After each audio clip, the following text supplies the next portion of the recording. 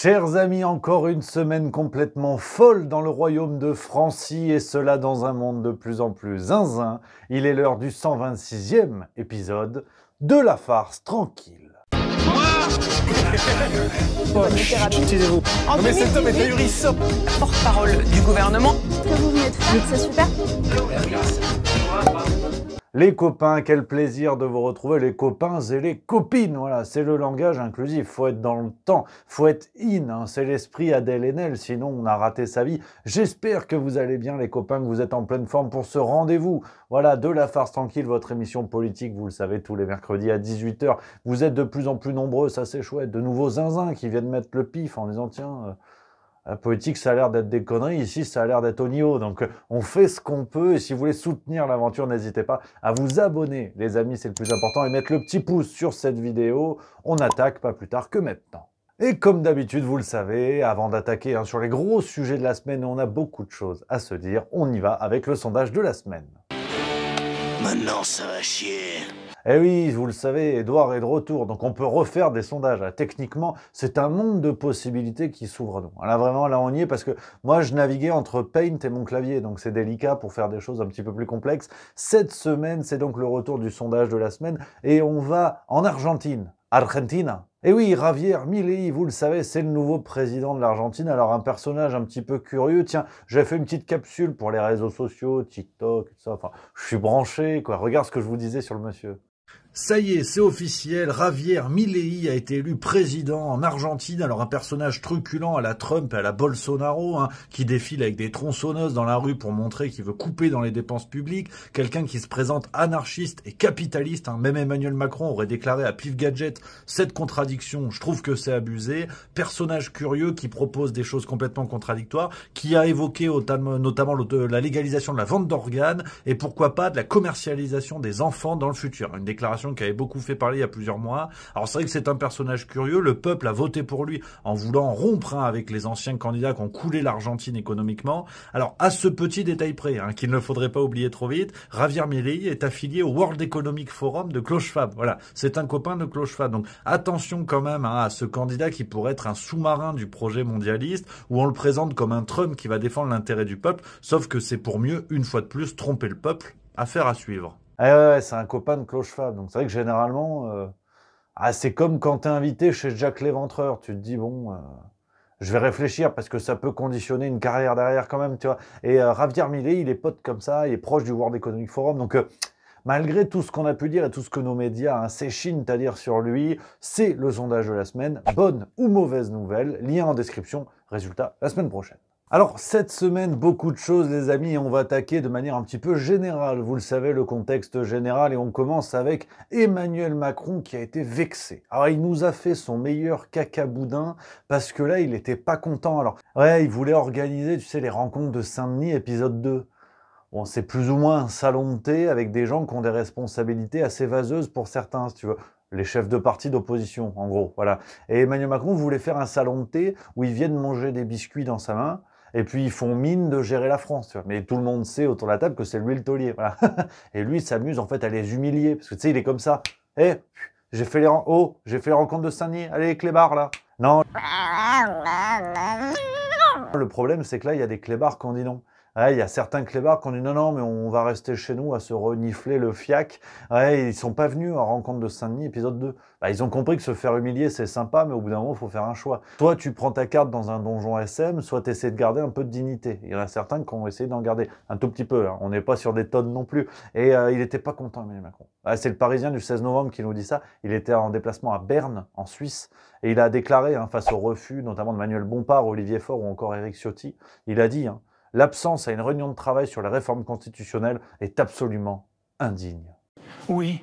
Voilà, donc tu vois, c'est chaud. Et d'ailleurs, on continue sur Emmanuel Macron, c'est une expression naturellement, face à la situation géopolitique où tout se pète la gueule. Le Canard enchaîné a révélé il y a quelques jours que des diplomates du Moyen-Orient avaient fait une sorte d'attaque contre la politique d'Emmanuel Macron dans une lettre, ou vraiment une lettre assez une sorte de brûlot contre la politique d'Emmanuel Macron. Donc c'est chaud, tu vois, c'est chaud. Ses propres diplomates commencent à se retourner contre lui. Et Emmanuel Macron est allé chercher conseil auprès de Yacine Bellatar, qui est humoriste au départ. C'est le JDD hein, qui nous dit ça notamment, c'est, je cite, pour prendre la température des banlieues. Voilà. Ce qui est abusé, c'est que même une membre du gouvernement, à savoir Sabrina Agresti-Roubache, ministre de la Ville, hein, sur CNews le 17 novembre, elle a dit elle trouve ça abusé, écoute. Écoutez, moi, je ne sais pas les liens ni de Yacine Bellatar avec les conseillers, parce que là, on parle de conseillers. Si on pense, très sincèrement, nous sommes la 6e puissance mondiale.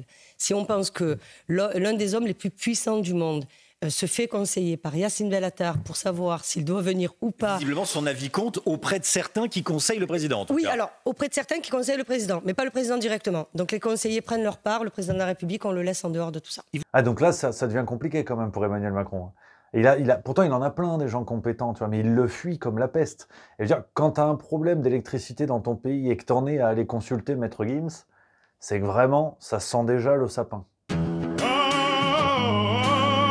On aurait pu le mettre dans les pépites de la semaine si ça n'était pas aussi grave. C'est Yael Braun-Pivet, présidente de l'Assemblée nationale, qui est en train de suivre un petit peu la marche arrière. Vous savez, c'est ce qui se passe dans le conflit Israël-Palestine. Vous noterez que nos médias sont beaucoup moins explosifs sur le contexte, beaucoup moins partisans qu'avant. On commence à voir émerger des nuances, voire des marches arrière. Et c'est la présidente de l'Assemblée nationale qui s'est pris les pieds dans le tapis à un Braun-Pivet concernant son soutien inconditionnel à Israël. Tu sens qu'apparemment...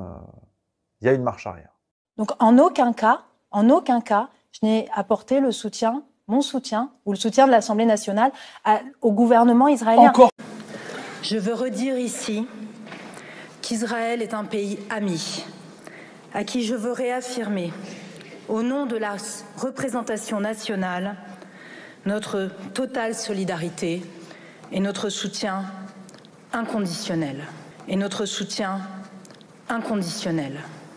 Cette phrase a été comprise comme un soutien inconditionnel à l'action du gouvernement de M. Netanyahou. Et là, et notre soutien inconditionnel. Alors, on ne sait pas pourquoi, on ne sait pas comment. Est-ce qu'il faut comparer cette situation à celle qui s'est passée entre le conflit Russie-Ukraine, où nos politiciens et nos intervenants médiatiques étaient vent debout pour défendre l'Ukraine, et petit à petit, tout ça s'est étiolé pour devenir une sorte de débat qu'il fallait nuancer parce que c'était pas si évident. C'est en train de suivre exactement le même chemin, affaire à suivre. Et on continue avec l'actualité parti par parti, et on commence avec La République En Marche, les copains, et la détente absolue continue. Ah, dans un niveau, je veux dire, enfin... Quand tu gères le pays et que même Louis XVI aurait déclaré à Pif Gadget, même moi je trouve ça abusé, c'est que c'est chaud. C'est que c'est chaud, et nouvel exemple en date, c'est Sacha Houlier, qui est président de la commission des lois à l'Assemblée nationale. Donc le mec, tu vois, est quand même censé avoir un certain respect, tu vois, de l'opposition, un truc comme ça. Le 21 novembre à l'Assemblée, en pleine audition de Gérald Darmanin, donc qui ferait passer les frères Dalton pour des moines d'abbaye, il a déclaré, Sacha Houlier, il a dit à un collègue RN... Madame Diaz, la démocratie c'est compliqué, vous devriez peut-être essayer au Rassemblement national, ça vous changerait. Par ailleurs, défendre le texte du gouvernement dans une tribune... Non, mais...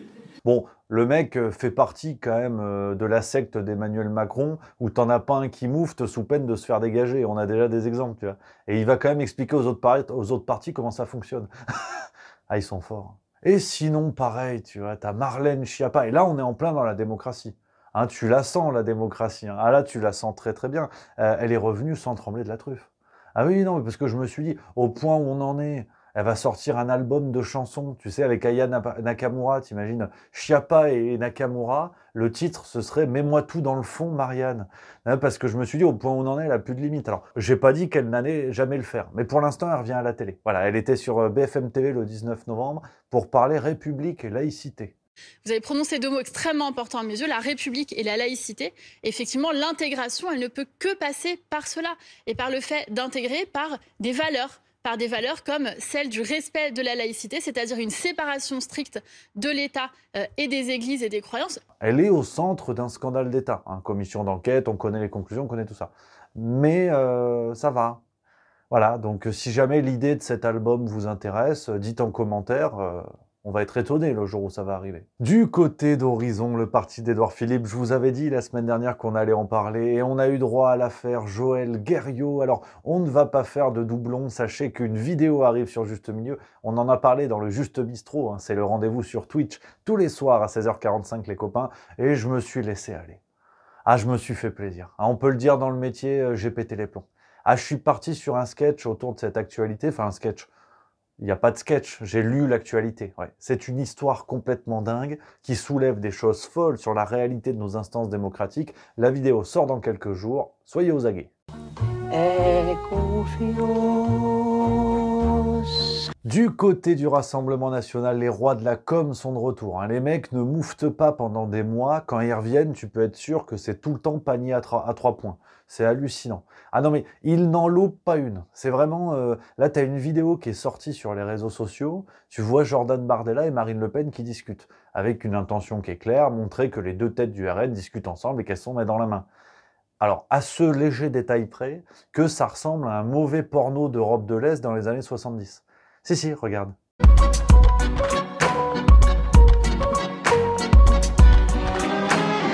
Ah, honnêtement, tu rajoutes une clé à molette dans la poche de Bardella et c'est coup de foudre à Hénin-Beaumont. Je sais pas ce qui leur a passé par la tête, mais rien ne va dans cette histoire. On continue toujours sur le RN avec toujours plus de normalisation aveugle. C'est le thème depuis ces dernières semaines. Le RN qui profite du contexte international pour se normaliser plus que jamais, pour tenter de montrer son meilleur visage, quitte à réécrire l'histoire. Mais problème, ça va trop loin. Voilà, comme souvent, on dirait les scénaristes de la nouvelle trilogie Star Wars, c'est pas crédible une seule seconde. Et là, on a eu Jean-Philippe Tanguy sur France Info le 19 novembre qui nous a dit « Nous pensons qu'Israël, pour l'instant, respecte les droits internationaux. » Et nous n'avons pas de raison de penser qu'il ne respecte pas ce que nous devons tous respecter, y compris la France d'ailleurs quand elle est en conflit. C'est le droit international, c'est le droit de la guerre, c'est le droit humanitaire. Donc aujourd'hui, on n'a aucun élément qui permet d'apprécier si Israël ou pas n'a pas respecté ces différents droits internationaux. Petite parenthèse, parce que c'est marrant, parce que là, t'as pas d'intervenants médiatiques ou politiques d'ailleurs qui viennent dire « Ouais, le RN, parti d'extrême droite, qui soutient l'extrême droite israélienne, l'alliance des extrêmes droites dans le monde entier. » Là, non. Là, ils ont le droit de dire ça. Là, il n'y a pas de problème. Alors que si Marine Le Pen ou Jean-Philippe Tanguy ou n'importe qui du RN dit la même chose, par exemple d'Orban ou de Trump, là, c'est la nausée sur Libération, comme ça. La nausée. Tu vois, c'est marrant, comme on peut nous prendre pour des jambons de Bayonne, quand même. Quelles sont vos sources? Du côté de la France Insoumise, on a une petite archive qui est remontée, qui est très intéressante. C'est une phrase qui a été ressortie par Libération dans son article du 16 novembre, dans son édition, pardon, du 16 novembre dernier. Une phrase d'ailleurs qui a été validée et reprise également par un article de Front Populaire, la revue de Michel Onfray. C'était le 2 octobre 2023 et c'est vrai que ça éclaire un petit peu ce qui se passe. C'était le 20 septembre lors d'une réunion devant l'Institut La Boétie et Jean-Luc Mélenchon déclare ceci. Le gros de la troupe qui va nous faire gagner, ce sont les quartiers qui votent à 80% pour nous, mais dont 30% seulement vont voter. Si nous montons à une participation égale à celle de la société, nous avons gagné. La priorité, c'est de les convaincre, eux, et pour ça, il faut parler net, dur, dru. Oui, d'abord, j'ai admiré vos pudeurs de gazelle. Pour certains, c'était un reproche qui était fait à Jean-Luc Mélenchon sur cette stratégie électorale. Pour d'autres, surtout les défenseurs de Mélenchon, c'était un affreux reproche, un affreux fantasme qui n'a jamais existé. Là, on a une phrase sourcée par 2 médias qui, effectivement, démontre, enfin clarifie en tout cas la ligne électorale de Mélenchon et qui apparemment est de moins en moins partagée au vu des récentes scissions de la France Insoumise. D'ailleurs, ces scissions, on n'a pas fini d'en parler dans les semaines à venir. Toujours du côté de la France Insoumise, on a eu un lapsus, alors là... C'est du miel, ça c'est du Louis Vuitton, c'est du Mauboussin, on est sur du coup d'humain. Alexis Corbière sur France Info le 16 novembre, qui parle un petit peu de la situation du côté de la France Insoumise et qui a confondu Jean-Marie Le Pen et Jean-Luc Mélenchon. Et il ne faut pas que ça soit fini. Moi, je suis pour que continue l'idée de l'unité, du rassemblement. Jean-Marie Le Pen. Oh là, quelle horreur. Jean-Luc Mélenchon, vous alliez dire? Non, allez, j'en arrête. Certains de mes amis... mais arrêtez, là, vous voyez, vous allez me mettre encore plus dans... vous alliez dire quoi, alors? J'allais dire Jean-Luc Mélenchon. Ah, il y a beaucoup de lapsus en ce moment. Tu sens que les psychés reprennent le pas sur le réel, c'est assez intéressant. Et on continue, je vous en parlais en introduction, Javier Milei, qui a été élu en Argentine, un sacré Jojo quand même, et c'est Raquel Garrido qui a tweeté le 21 novembre, et elle partage une chanson. Elle chante avec Mercedes Sosa, qui est une opposante politique de Milei, et elle écrit sur le tweet « Je courbe l'échine et me mets en mode résistance comme à d'autres époques ».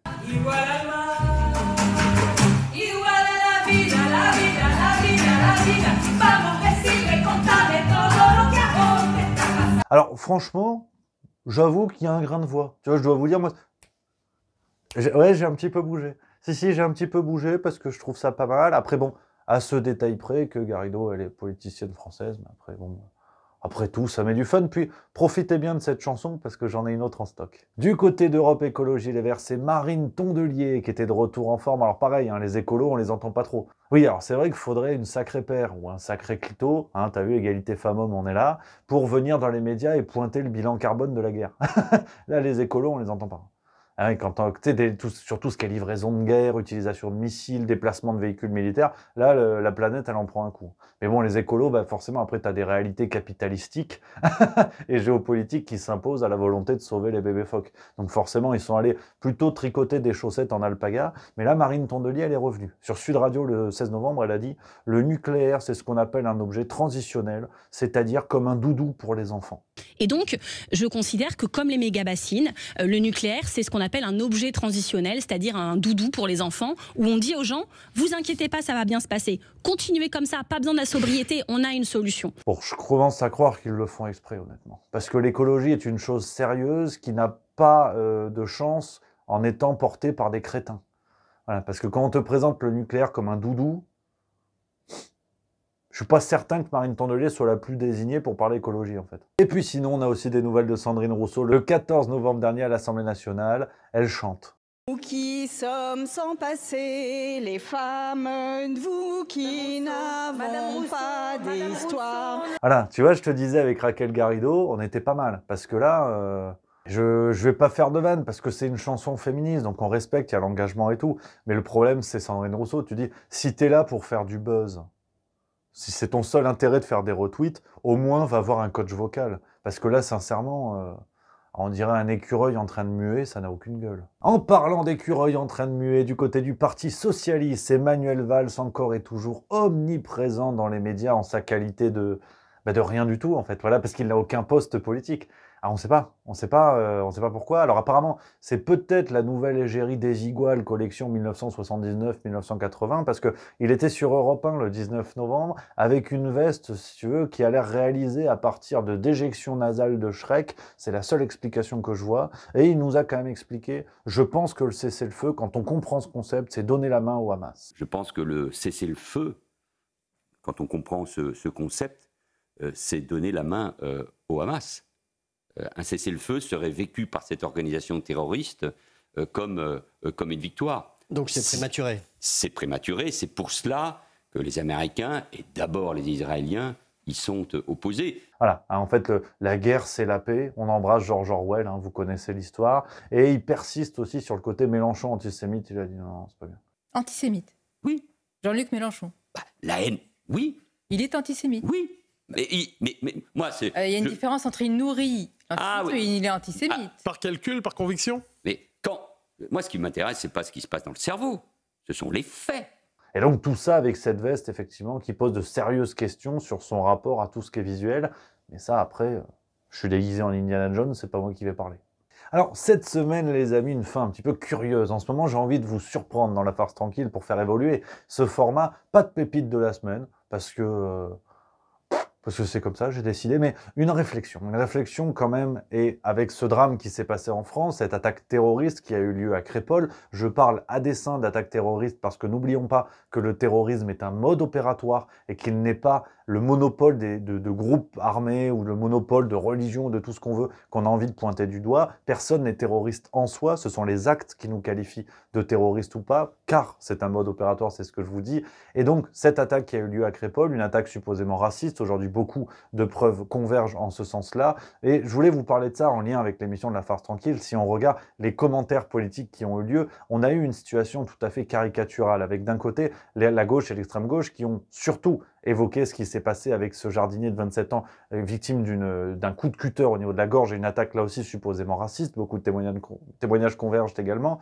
Et ce qui s'est passé à Crépol, où la droite et l'extrême droite ont pointé du doigt le racisme anti-blanc et tout ça. Qu'est-ce qu'il en résulte dans tout ça? Une fois de plus, nous voyons nos politiciens qui sont de véritables charognards, qui vont choisir leur mort, qui vont choisir leur cadavre pour servir un agenda politique. Non pas que les uns aient tort et que les autres aient raison, vous connaissez le juste milieu, la question n'est pas là, c'est juste de regarder tout cela, de regarder regardez le comportement médiatique et politique dans le traitement de ces affaires-là, qui, au bout du compte, nous amène à la même chose. Ce sont toujours les mêmes qui meurent, ce sont toujours les citoyens, que ce soit dans ces affaires-là de violence raciste, mais on peut parler aussi de pédocriminalité. Rappelez-vous l'affaire Lola ou l'affaire Loana. L'extrême droite s'était jetée sur l'affaire Lola en pointant du doigt l'OQTF non exécuté de Dabiabé, celle qui a assassiné la petite Lola, alors que quelques mois après, nous avons eu l'affaire Loana, une jeune fille de 10 ans assassinée et violée du côté de Sedan. L'assassin, cette fois, était blanc. L'extrême droite a été complètement silencieuse sur cette affaire. On pourrait faire des heures et des heures de vidéos sur ça pour pointer du doigt le deux poids des mesures en fonction des intérêts politiques des uns et des autres. Mais ce que je voulais vous dire pour conclure cette vidéo aujourd'hui